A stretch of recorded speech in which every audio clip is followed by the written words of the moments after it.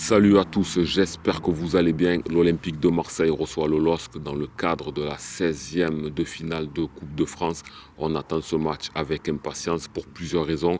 Déjà, l'OM doit se réconcilier avec cette compétition qu'il n'a plus gagnée depuis maintenant 35 ans. Ensuite, l'OM doit continuer sur sa belle dynamique actuelle depuis plusieurs semaines et continuer à se réconcilier au stade Vélodrome. Côté lillois, c'est un peu la soupe à la grimace. En effet, Bruno Genesio, en conférence de presse, a pointé un peu le comportement de certains de ses joueurs, car en effet, le LOSC ne va pas très bien en ce moment, même si ce n'est pas la catastrophe industrielle, mais il reste sur des nuls assez décevants quand on voit qu'ils ont fait 0-0 face à Auxerre, qui est parmi les derniers du championnat, que le match d'avant à domicile, ils n'ont pas pu faire mieux qu'un partout face à Nantes, et que le match encore avant, c'est le match nul face à l'OM. En tout cas, en championnat, le LOSC stagne, le LOSC n'avance plus et n'a pas pour l'instant une dynamique de quelqu'un qui veut accrocher la Ligue des Champions. C'est ce que Bruno Genesio a avancé en conférence de presse. Il ne voulait pas tirer à vue, mais il a quand même fait au fur et à mesure. Il a quand même pointé certains secteurs qui le déçoivent en ce moment. Par exemple, les entrants qui ne sont plus aussi décisifs qu'ils l'étaient il y a encore quelques semaines. Il met en avant l'envie qui est quand même montrée du doigt de la part du technicien rennais, et il espère un sursaut de son équipe pour pouvoir tenter de se qualifier, car c'est quand même un enjeu important de leur côté. On a posé la question sur Jonathan David, qui est en manque d'efficacité depuis plusieurs semaines et qui fait partie des meilleurs buteurs du championnat. Il n'a l'air pas inquiet, il a toujours confiance en lui et il se dit qu'un joueur comme celui-ci peut briller à tout moment. Donc côté composition lilloise, ils ont encore quelques absences de longue durée. Il a dit en conférence de presse qu'il allait faire jouer le gardien remplaçant, Lucas Chevalier, qui est considéré comme l'un des meilleurs gardiens de France, même si pour moi, pour nous, et c'est officiel qu'on peut le dire, Rulli est quand même numéro 1. Donc Chevalier ne prendrait apparemment pas place dans le 11 de départ. Donc on verra ce qu'il va proposer, mais il a à peu près le même groupe disponible qu'il avait face à Auxerre. Donc on va avoir une équipe assez offensive, une équipe en confiance par rapport au match de l'OM, parce que lui-même dit qu'il aurait dû gagner ce match il y a tout juste un mois face à nous. C'est en partie vrai parce que Lille a quand même fait de très belles actions. Ils ont été entreprenants, très offensifs. En fin de match, on aurait pu encaisser. Avec du recul, comme on peut penser, le match nul que l'on a effectué, il est quand même bien. Le partage des points me semble équitable. Donc là, ça va être que sur une seule rencontre. Ça passe ou ça casse. Donc ils vont venir, je pense aussi avec le couteau entre les dents. Les joueurs ont dû voir la conférence de presse de Genesio.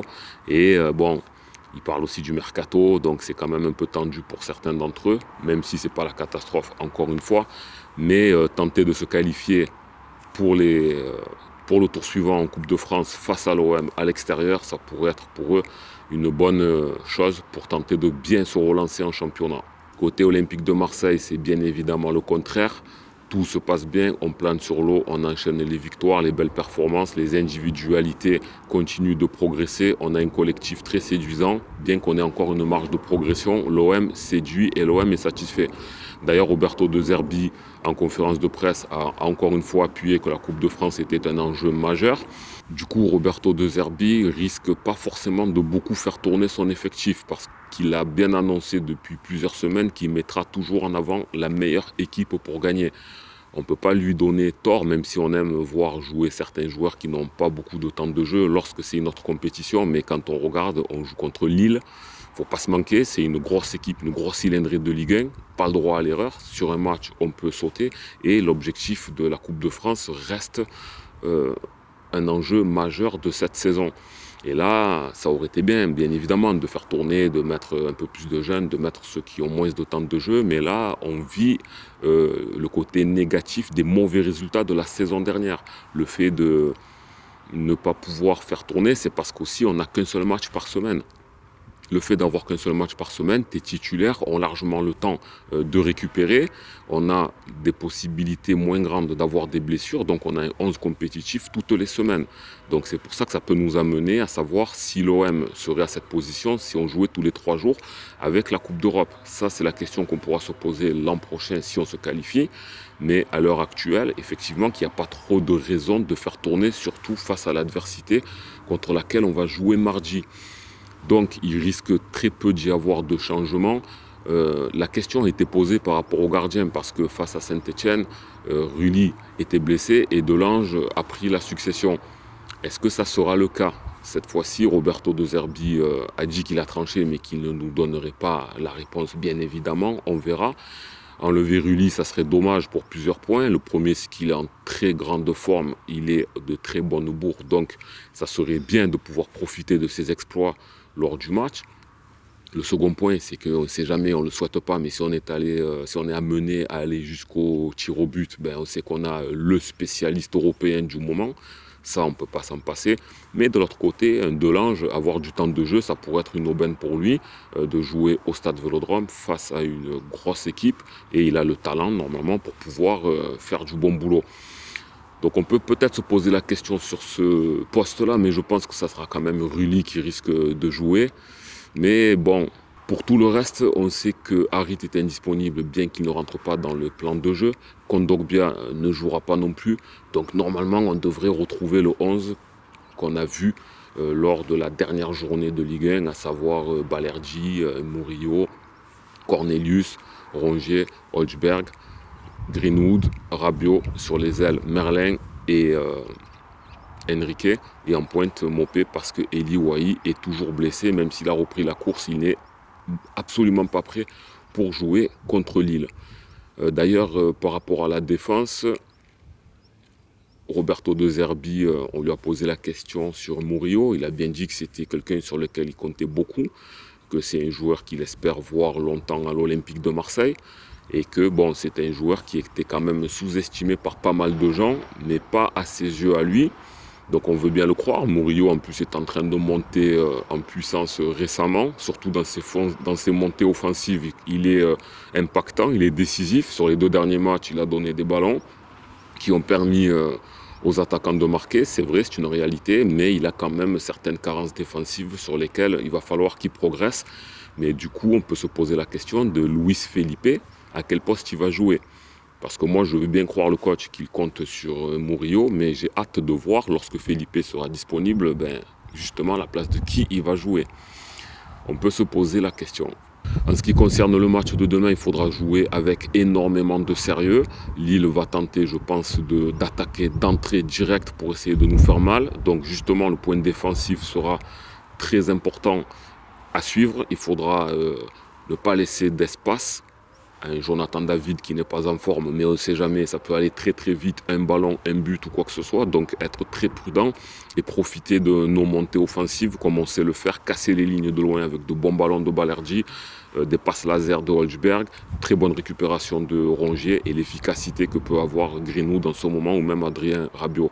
Donc il faudra être très efficace, ne pas faire les erreurs que l'on a fait face à Rennes par exemple, de ne pas trop savoir se situer dans la défense, car on a vu que ça nous a coûté un but. Rennes n'est pas en très grande forme, donc on a pu revenir au score et renverser la vapeur, mais face à Lille, qui va tenter de se refaire les griffes, un Lille qui est quand même beaucoup plus fort que Rennes, il faudra éviter ce genre d'erreur et être clinique devant. C'est comme ça qu'on aura la possibilité de gagner. Il faut espérer ne pas aller au tir au but, mais on peut être confiant de ce côté-là, même si Lille a de très bons tireurs et un bon gardien. Mais bon, l'OM, tout porte à croire que vu la confiance que l'on affiche aujourd'hui et la non-confiance indirecte qu'affiche Lille par rapport au match d'il y a un mois, on est largement donné favori. On joue chez nous. Au stade Vélodrome, ça commence à bien se passer. Il n'y a pas de raison. Je pense que le stade sera plein. On va pousser et il y a des fortes chances de pouvoir se qualifier.